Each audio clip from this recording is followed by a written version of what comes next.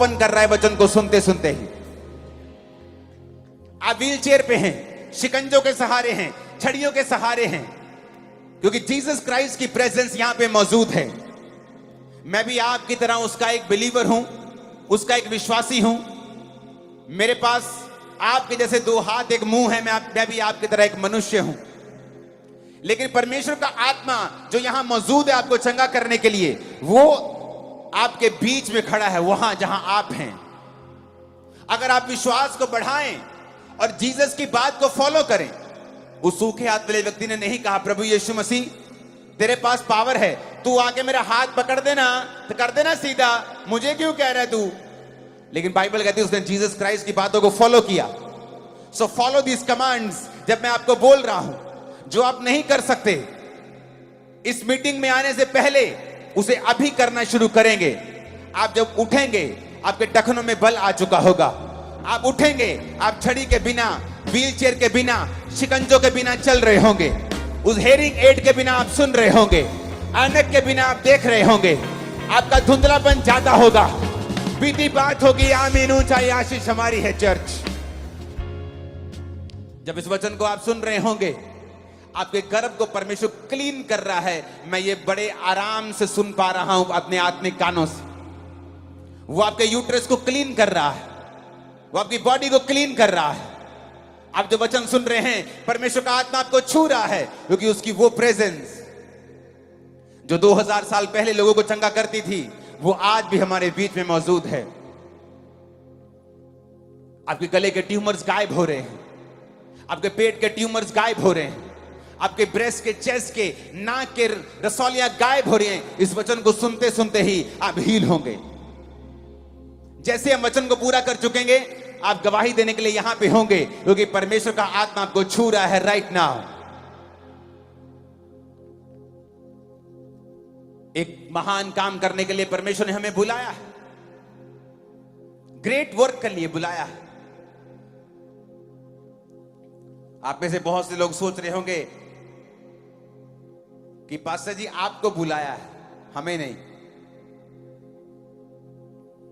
क्योंकि मैं तो एक छोटी सी जॉब करता हूं, मैं तो किसी के घर में काम करती हूं। आपको बुलाया होगा, मुझे नहीं। ग्रेट लाइफ आपकी है। लेकिन एक गुड न्यूज मैं आपको देना चाहता हूं। अगर इस गुड न्यूज को आप फॉलो कर लें, तो परमेश्वर किसी का भी पक्षपात नहीं करता है।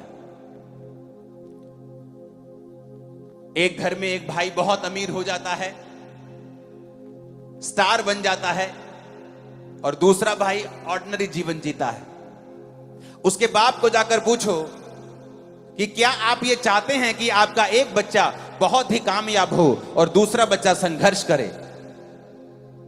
वो कहेगा नहीं, मैं नहीं चाहता हूं।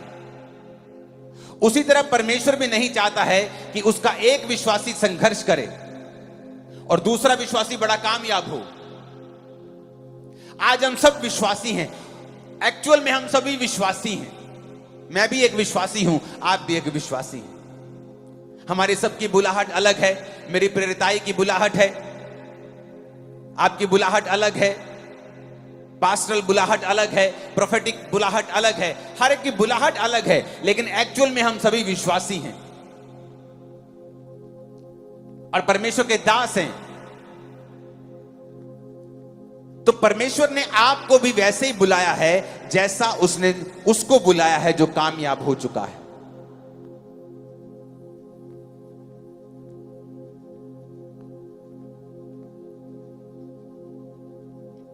जिस तरह एक बाप नहीं चाहता उसका एक बेटा अत्यंत कामयाब हो और दूसरा बेटा कम कामयाब हो, वो नहीं चाहता है। परमेश्वर भी नहीं चाहता है कि उसका एक विश्वासी संघर्ष करे और दूसरा विश्वासी कामयाब हो। एक तो हर महीने नई गवाही दे और दूसरा एक छोटी सी गवाही के लिए इंतजार करे। उत्पत्ति 12 उसकी एक आयत में लिखा है, यहोवा ने अब्राम से कहा, अपने देश, अपने कुटुंबियों, अपने पिता के घर को छोड़कर उस देश में चला जा जो मैं तुझे दिखाऊंगा। मैं तुझसे एक बड़ी जाति बनाऊंगा, मैं तुझे आशीष दूंगा, तेरा नाम महान करूंगा, तू आशीष का मूल होगा।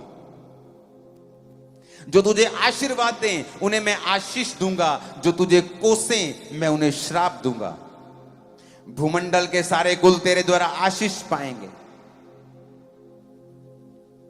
जब अब्राहम को यह बुलाहट मिली वो 75 साल का था।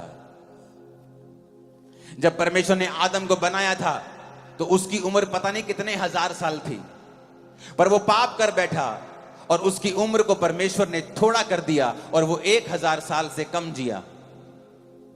कोई 930 साल, कोई 969 साल, सबसे ज्यादा जीने वाला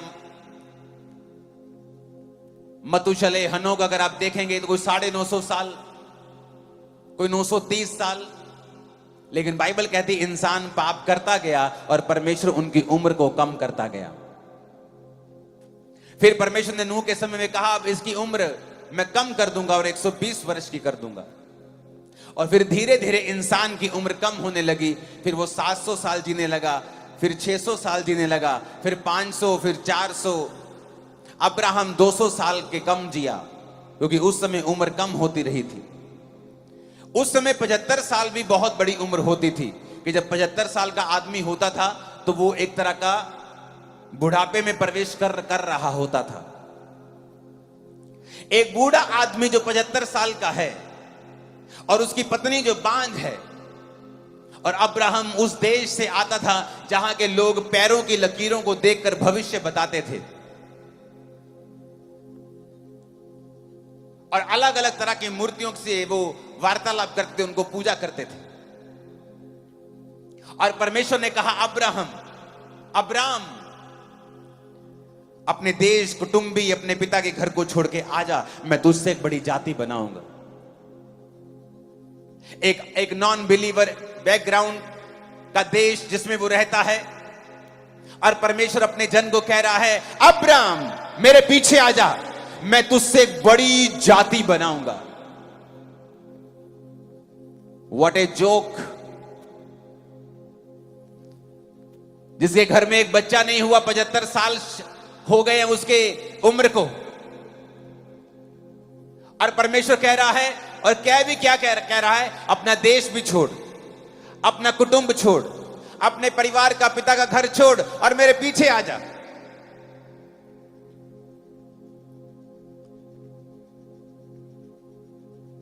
और मैं तुझसे एक बड़ी जाति बनाऊंगा।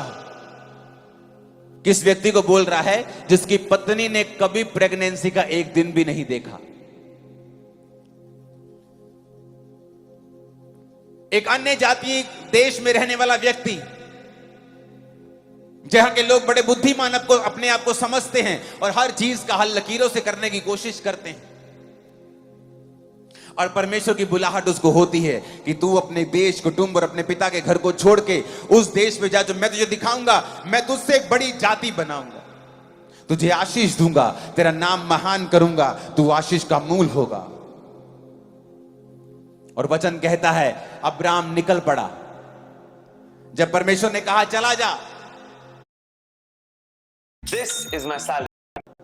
जब परमेश्वर ने कहा चला जा, परमेश्वर आपको बोल दे पंजाब को छोड़ दे, इंडिया को छोड़ दे, या अपने मोहल्ले को छोड़ दे, लेकिन कहां जाऊं?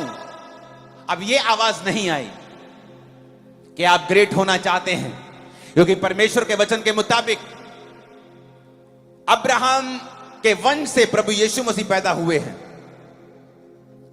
और जो कोई आज प्रभु यीशु मसीह को कबूल करता है कि यीशु मसीह धर्म जात को बदलने के लिए नहीं आए, वो यीशु मसीह इतना छोटा नहीं है। वो यीशु मसीह इतना छोटा नहीं है कि इंसानों को धर्म में लड़ाए, वो इतना छोटा नहीं है। वो नया धर्म बनाने के लिए नहीं आया। उसने कहा मैं तुझे बुलाहट देता हूं। अगर यीशु मसीह को आप कबूल करते हैं, अपना उद्धार करता, अपने पापों को मानकर यीशु मसीह को अपनाते हैं, तो टेक्निकली आप अब्राहम के वंश से हो जाते हैं।